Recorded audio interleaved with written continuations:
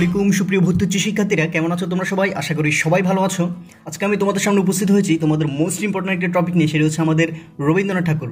তোমাদের বিশ্ববিদ্যালয় ভর্তি পরীক্ষায় এমন কোনো বছর যায়নি যে রবীন্দ্রনাথ থেকে কোনো কোশ্চেন করেনি। সো বিশ্ববিদ্যালয় ভর্তি পরীক্ষায় এবং আমাদের চাকরি পরীক্ষায় রবীন্দ্রনাথ থেকে মাস্ট বি কোশ্চেন থাকে।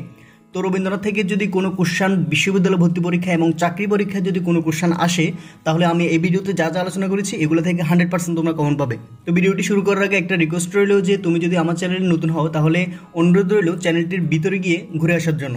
তোমাদের বিশ্ববিদ্যালয় ভর্তি পরীক্ষার জন্য অনেক ভিডিও আমি আপলোড করেছি। যদি চ্যানেলটি উপকার মনে হয় তাহলে চ্যানেলটি সাবস্ক্রাইব করবা আর একটা লাইক দিবা। আর ভিডিওটি শুরু করার আগে একটা নোট খাতা নিয়ে বসো। আর যদি নোট খাতা লিখতেও যদি সমস্যা হয় তাহলে ভিডিওটি বারবার দেখতে থাকো, ইনশাআল্লাহ মুখস্থ হয়ে যাবে। তো আমরা ভিডিওটি শুরু করি।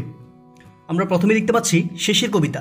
শেষের কবিতা রবীন্দ্রনাথ ঠাকুরের রচিত কি? এটি কি হতে পারে রবীন্দ্রনাথ ঠাকুরের? শেষের কবিতা হচ্ছে রবীন্দ্রনাথ ঠাকুরের রচিত উপন্যাস। তোমাদের বিশ্ববিদ্যালয় ভর্তি পরীক্ষায় কোশ্চেনটা অনেকবার রিপিট হয়েছে, সো কোশ্চেনটা খুবই ইম্পর্টেন্ট। তো আমাদের এই কোশ্চেনটার আলোকে আমাদের ভর্তি পরীক্ষায় আরও কিছু কোশ্চেন রিপিট হয়। সেগুলো হচ্ছে মালঞ্চ উপন্যাসটি কার? মালঞ্চ উপন্যাসটি হচ্ছে রবীন্দ্রনাথ ঠাকুরের। কোনটি কাব্য নয়? কাব্য নয় হচ্ছে শেষের কবিতা। তোমাদের বিশ্ববিদ্যালয় ভর্তি পরীক্ষায় এই কোশ্চেনটা ঘুরিয়ে ফিরিয়ে করতে পারে যে কোনটি কাব্য নয়। অপশনের মধ্যে 4টা অপশন থাকবে, একটা থাকবে হচ্ছে শেষের কবিতা। শেষের কবিতা হচ্ছে কি? রবীন্দ্রনাথ ঠাকুরের রচিত উপন্যাস, এটা কিন্তু কাব্য নয়। এভাবে কিন্তু কোশ্চেনটা হয়। কোনটি কাব্য গ্রন্থ? এটা হচ্ছে শেষ লেখা। শেষের কবিতা আর শেষ লেখার মধ্যে তোমরা কিন্তু ভেজা লাগাতে পারো, সো কেয়ারফুলি কিন্তু কোশ্চেনটা লাগাতে হবে। আর লেখা গ্রন্থ নিচের কোনটি? এটা হচ্ছে সোনার তরী। তোমাদের বিশ্ববিদ্যালয় ভর্তি পরীক্ষার জন্য কোশ্চেনগুলো অতি প্রয়োজনীয়। তো ভিডিওটি মনোযোগ দিয়ে দেখতে থাকো, ইনশাল্লাহ ভর্তি পরীক্ষা বলো, তোমাদের চাকরি পরীক্ষা বলো, 100% কাজে দিবে। আমি যতটা সম্ভব সবকিছু একসাথে গুছিয়ে ধরার চেষ্টা করেছি, তোমাদের কোনো কিছু বুঝতে হবে না, সবকিছু এই ভিডিওতে পাবা। বাণীসিংহ এটি কার ছদ্মনাম? এটি হচ্ছে রবীন্দ্রনাথ ঠাকুরের কি ছদ্মনাম কি? এটা হচ্ছে বাণীসিংহ। রবীন্দ্রনাথ ঠাকুরের অপরিচিতা গল্পটি প্রথম কোন পত্রিকায় প্রকাশিত হয়? এটি কোন পত্রিকায় প্রকাশিত হয়? এই কোশ্চেনটা খুবই ইম্পর্টেন্ট। এটি হচ্ছে সবুজপত্র পত্রিকায় প্রকাশিত হয়। তো এখানে আমাদের সিমিলারলি আরও একটা কোশ্চেন আসতে পারে যে সবুজপত্র এটি কোন ধরনের পত্রিকা? এটা হচ্ছে আমাদের মাসিক পত্রিকা। কোন ধরনের? এটা হচ্ছে আমাদের মাসিক পত্রিকা। তো এখানে আমাদের সিমিলারলি আরও কিছু কোশ্চেন আসে, সেগুলো হচ্ছে একতারার কথা উল্লেখ আছে কোন কবিতায়? একতারার কথা উল্লেখ আছে ঐক্যতান কবিতায়। এটি খুবই ইম্পর্টেন্ট। এখানে সিমিলারলি আরও একটা কোশ্চেন আসে, সেটা হচ্ছে ঐক্যতান কবিতাটি প্রথম প্রকাশিত হয় কোন পত্রিকায়? ঐক্যতান কবিতাটি প্রথম প্রকাশিত হয় প্রবাসী পত্রিকায়। ঐক্যতান কবিতাটি কোন ছন্দে রচিত? এটা হচ্ছে সমীল প্রবাহমান অক্ষরবৃত্ত ছন্দে রচিত। রবীন্দ্রনাথ ঠাকুরের রচনা কোনটি? রবীন্দ্রনাথ ঠাকুরের রচনা হচ্ছে মুক্তধারা, চতুরঙ্গ এবং রাজা। তোমাদের বিশ্ববিদ্যালয় ভর্তি পরীক্ষায় যদি রবীন্দ্রনাথ ঠাকুরের রচনাবলী থেকে যদি কোনো কোশ্চেন আসে, তাহলে আমি 4 নম্বরে যে কোশ্চেনগুলো আলোচনা করেছি এগুলো থেকে 100% তোমরা কমন পাবে। সো ভিডিওটি তোমাদের জন্য খুবই হেল্পফুল। আর তোমরা যদি সবগুলো ভিডিও গোছানো আকারে পেতে চাও, আমি ভিডিওটির এন্ড স্ক্রিনে অর্থাৎ ভিডিওটি শেষে সব কিছু প্লে লিস্ট আকারে দিয়ে দেবো। তোমরা জাস্ট প্লে লিস্টে ঢুকবা, তোমাদের যে ভিডিওগুলো প্রয়োজন সেগুলো দেখবা, ঠিক আছে? ইনশাল্লাহ ভর্তি পরীক্ষা কাজে দিবে। তো আমি রবীন্দ্রনাথ ঠাকুরের রচনাবলীগুলো যতটা সম্ভব গোছানোর চেষ্টা করেছি, যেগুলো ভর্তি পরীক্ষায় এসেছে বারবার সেগুলো আমি দিয়েছি এখানে, ঠিক আছে? তো এখানে আমাদের প্রথমেই দেখতে পাচ্ছি উপন্যাস। তার উপন্যাস কোনগুলো? তার উপন্যাস হচ্ছে 4 অধ্যায়, নৌকাডুবি, শেষের কবিতা, মানসী, যোগাযোগ, ঘরে বাইরে, চোখের বালি। তার উপন্যাসগুলোর মধ্যে এগুলো সবচেয়ে বেশি ইম্পর্ট্যান্ট। তার নাটক হচ্ছে রাজা, মুক্তধারা এবং রক্তকবরী। এখানে মুক্তধারা এবং রক্তকবরী সবচেয়ে বেশি ইম্পর্ট্যান্ট। তার ছোট গল্প হচ্ছে দেনা পাওনা। তার কাব্যগ্রন্থ হচ্ছে খনিকা, বলাকা, পুনশ্চ, গীতাঞ্জলি, প্রবাদ সঙ্গীত, সোনার তরী, শেষ লেখা এবং ছবি ও গান। এগুলো কিন্তু সবগুলোই কিন্তু ভর্তি পরীক্ষায় এসেছে। তার পত্র সাহিত্য কোনটি? তার পত্র সাহিত্য হচ্ছে ছিন্নপত্র। তার কাব্যনাট্য কোনটি? তার কাব্যনাট্য হচ্ছে বিসর্জন। তার কাব্যনাট্য বিসর্জন, প্রবন্ধ, কালান্তর, পঞ্চভূত, ঠিক আছে?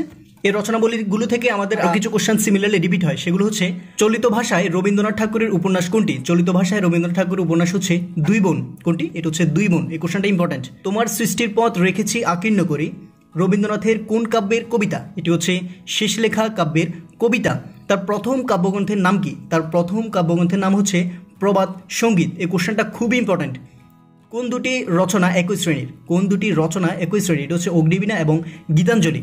সোনার তরী কবিতাটি কোন ছন্দে রচিত? সোনার তরী কবিতাটি মাত্রাবৃত্ত ছন্দে রচিত। কোশ্চেনটা অতি প্রয়োজনীয়। নবান্ন কবিতাটির রচয়িতা কে? নবান্ন কবিতাটির রচয়িতা হচ্ছে রবীন্দ্রনাথ ঠাকুর। মুসলমানের গল্প এটি লিখেছেন কে? মুসলমানের গল্প এটি লিখেছেন রবীন্দ্রনাথ ঠাকুর। ঘরে বাইরে গ্রন্থের লেখক কে? ঘরে বাহিরে গ্রন্থটির লেখক হচ্ছে রবীন্দ্রনাথ ঠাকুর।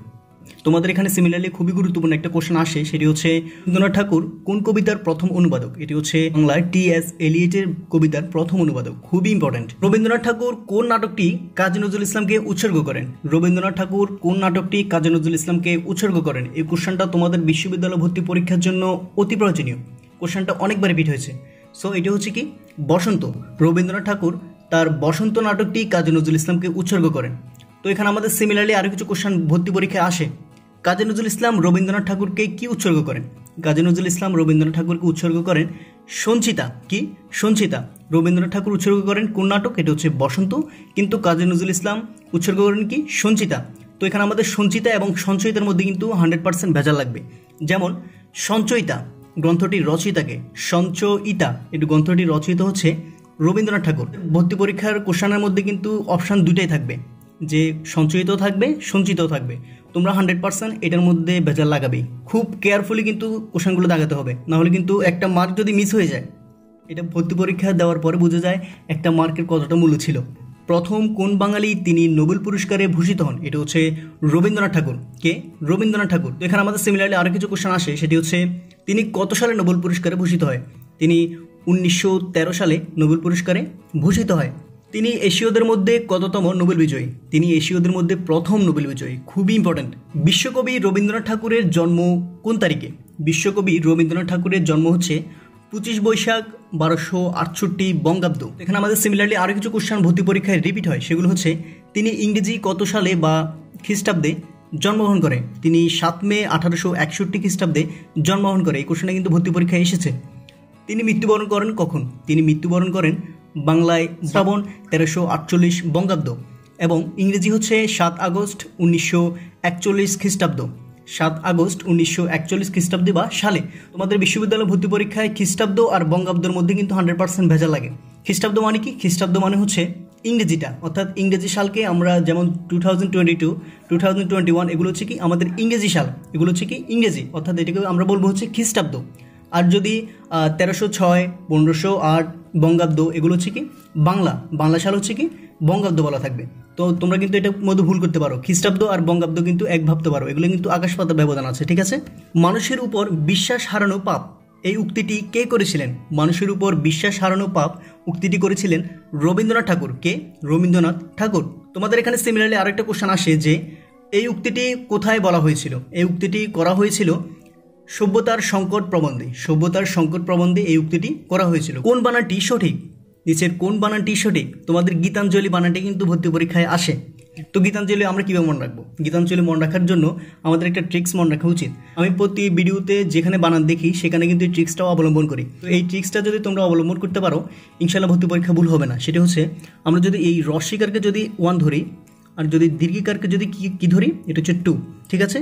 তো এখানে আমাদের রস্বীকারকে যদি 1 ধরি এবং দীর্ঘিকারকে যদি কি ধরি 2 ধরলে কী হয় দেখো, গীতাঞ্জলি হচ্ছে 2, 1 কি হয় 21, গীতাঞ্জলি 21। এই সংখ্যাটি দ্বারা আমরা এই শব্দটা মনে রাখবো। এখানে আমাদের গীতাঞ্জলির সাথে আমাদের কিছু সিমিলারলি আরেকটা কোশ্চেন আসে ভর্তি পরীক্ষায়। এই কোশ্চেনটা অনেক ইম্পর্টেন্ট, এটা বিশ্ববিদ্যালয় ভর্তি পরীক্ষায় অনেকবার রিপিট হয়েছে। সেটি হচ্ছে পিপিলিকা।